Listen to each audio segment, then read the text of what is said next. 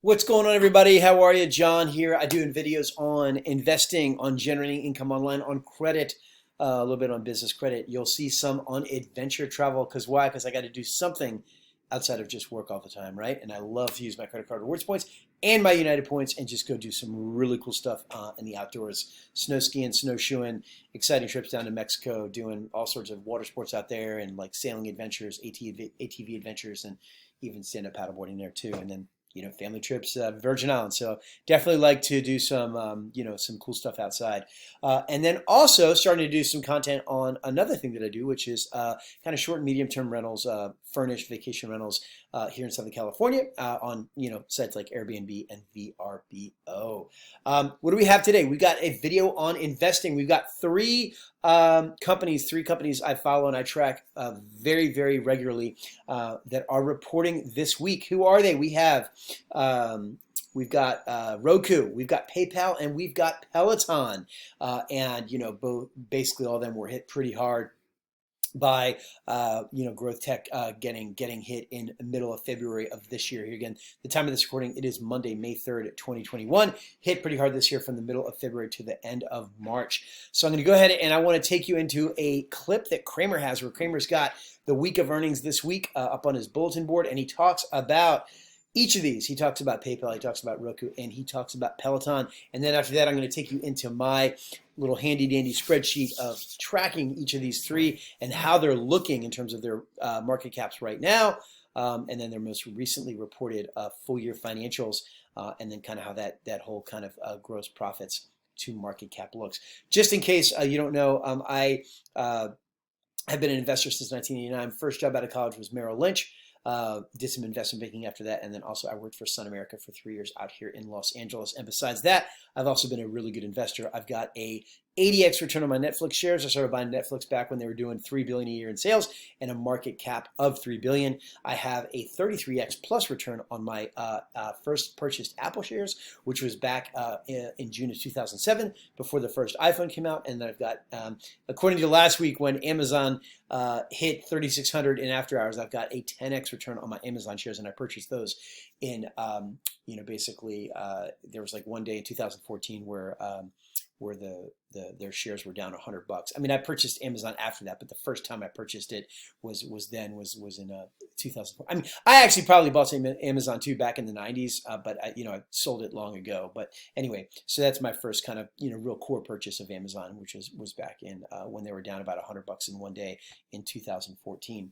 So the reason I'm telling you all this is because what I do is I got a system that has worked really, really well for me for a lot of years, going back to even 2011. And I take a look at what a company's gross profits are, and it really tells you a lot about a business. I like to look at, number one, what their margin is. What is their gross margin? Their revenue minus their costs, their basic costs, so you can see what their gross margin is. How high is that percentage relative to a peer group, right?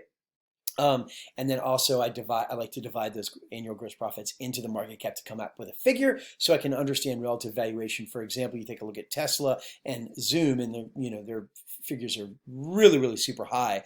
And then you can see, like, for example, Peloton's been really beaten down pretty bad and recently because some bad news, and that might be a good time to actually get into a stock if you like it. I do like growth technology, and the reason I like it is because you take a very, very hard look at not Amazon, but Netflix, and if you could buy a company like that when they when they are about to or have recently hit 1 billion in annual sales, you can ride that up, obviously provided that company becomes successful. And that's exactly what I did with Netflix. And if Netflix continues to rise, it potentially maybe might be my first 100x return investment.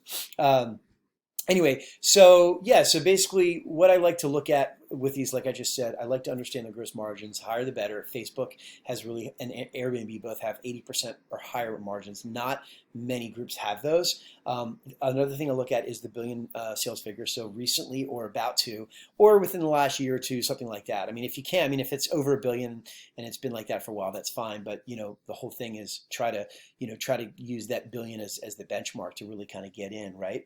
And then also year-over-year revenue growth. I really like to look at that. And there's not not really a specific number, but it is really nice and healthy to see kind of what those year-over-year revenue growths are, because obviously year-over-year revenue growth is a huge factor when really analyzing a business, right? Especially when it comes to growth technology. And when you put all those things together, it's really hard, at least for me, to be able to beat growth technology in terms of really understanding how your investment can grow. So let's take a look at Jim Cramer and what he says about this growth, about these three companies and their earnings on the calendar for this week, and what his opinion is on them. Wednesday, we get results from two of the fastest growing companies out there, and they're both faves, PayPal and Twilio. I suspect both companies will report amazing quarters, as PayPal's on a mission to become the bank for the billions of unbanked people in the world, and Twilio is the best way for small business to get the word out. Both companies are incredible, but their stocks have been erratic because secular growth stories are out of style on the Wall Street fashion show right now. If you like them, I recommend buying some before the quarter and some after to be sure you get the best basis. Now, we've got some balls of confusion Thursday morning in Viacom and Regeneron. We don't really know where Viacom's stock deserves to trade, given that it was bid up to more than twice where it is now by a foolish hedge fund, Archegos. And then when the fund collapsed, so did the stock. Should it be at 40? Should it be at 60? Should it be at 20? I don't know. Fascinating to find out, right? But I can't tell you. As for Regeneron, they developed a fast-acting treatment to stop COVID once you've caught it. This is the drug that allowed then President Trump to get out of the hospital so quickly. But the health complex in Washington has not been kind to Regeneron. Foolishly not kind. Or for that matter, the American people. This drug needs to be accessible to everyone. Your doctor should be able to call it up. He probably can. Regeneron, or she. Regeneron's a great company, but it can't work for free. Next up, one of my favorite sports on Thursday morning, and that's Penn National Gaming. And like cannabis, gambling's been on a real run here. Momentum. Has the partnership with Barstool brought in the gamblers that I think they have? Well, let's see. I bet the numbers are good. You want to walk a tightrope? Thursday night we hear from Roku, Peloton, and AMC Entertainment. Roku and Peloton were fabulous lockdown stocks, weren't they? While AMC's become a terrific, great reopening play. I think Roku and Peloton can keep winning, right? But that doesn't mean they're stocks. I mean, listen, we've adjusted our habits, and we'll keep doing some of this stuff when the pandemic's over.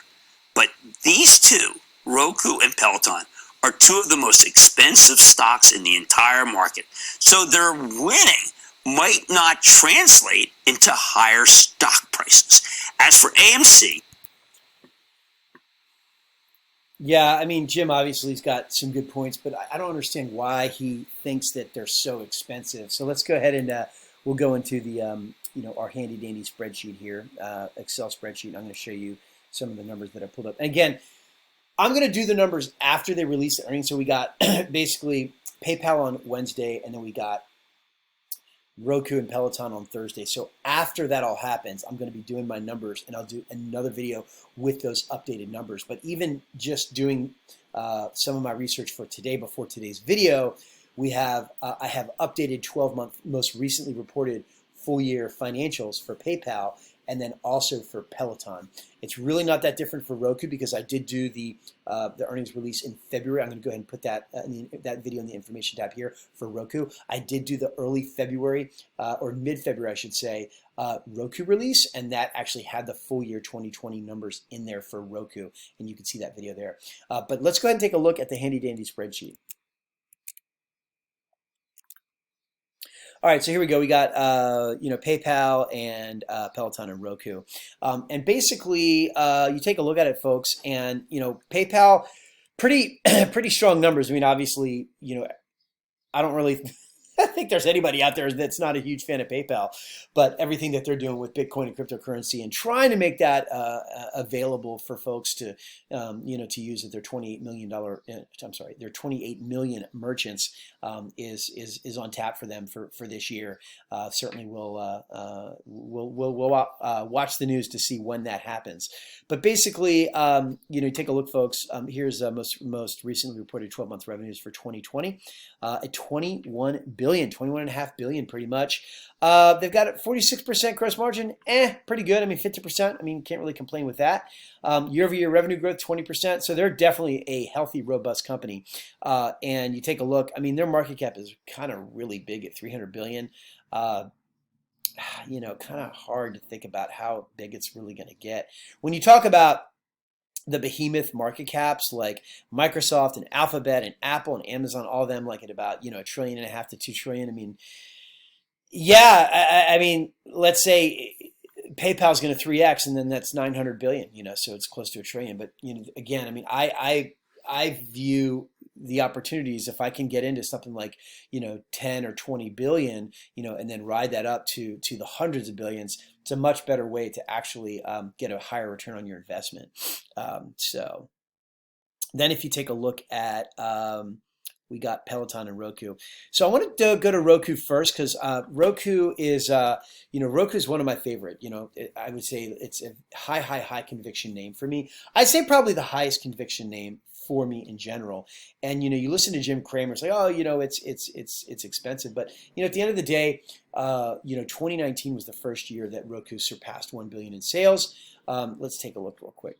It looks like when they reported full year 2020 revenue, they hit about 1.7, so almost 1.8 billion in revenue. Is that right?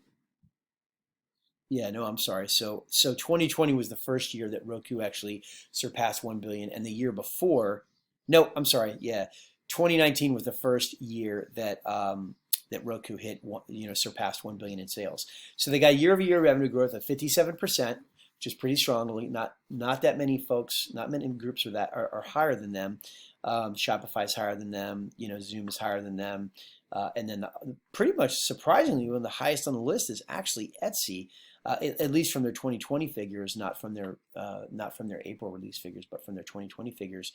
So and then we come in here, we say their gross profits, divided into their market cap at 53. So of all these three on the list, Roku is definitely the priciest in terms of having a 53 multiple of their annual gross profits into their market cap. And then they've got, their gross margins of 45%. Still, way lower than what you'd see from Airbnb and Facebook, but still pretty strong. And if you think about, I certainly love the Roku's diverse business model. One of the reasons I like Roku so much is because I've got, as I said earlier, I've got an 80x return on my earliest Netflix share purchases. And I think Roku is so similar to what Netflix does. I mean, you look at Netflix and, Netflix, has, they really focused on their distribution, and then they went to content. And that's really the same. There's no reason that Roku can't do that. In fact, there's, over 100 million folks that actually have Roku devices, on their TVs for streaming. And, all those people are going to have the Roku app there, already on their actual Roku device. So there's no reason that those folks can't start using Roku. And there's no, certainly just going to the Roku app now is something that I do, fairly regularly. They don't have quite as much, to choose from, let's say, than like a Prime or Netflix, but there's no reason they can't get there. And if you take a look at their business model, they've got multi-prong approach. They've got their hardware sales, they've got their advertising, which is a huge business for them, and then ultimately they, I don't see why they wouldn't be able to go into premium and then actually have subscriptions. And then obviously people actually pay for stuff. They pay for to buy the actual movies and pay to watch content on their Roku device. So lots of multi-prong revenue streams for that business, Roku there. And hey, they recently hit 1 billion, so why not? I mean, you take a look at I don't want to say why not. I mean, it's more like I'm excited to get on, and it's a high conviction name. You take a look at Netflix. Netflix did 20 billion full year 2020 in revenue, and then they're projecting 25 billion, which they might actually surpass for full year 2021. So if you look at Roku here, if they get to 20 billion in revenue, that's 20x, what they are right now. And with their let's see what their market cap is.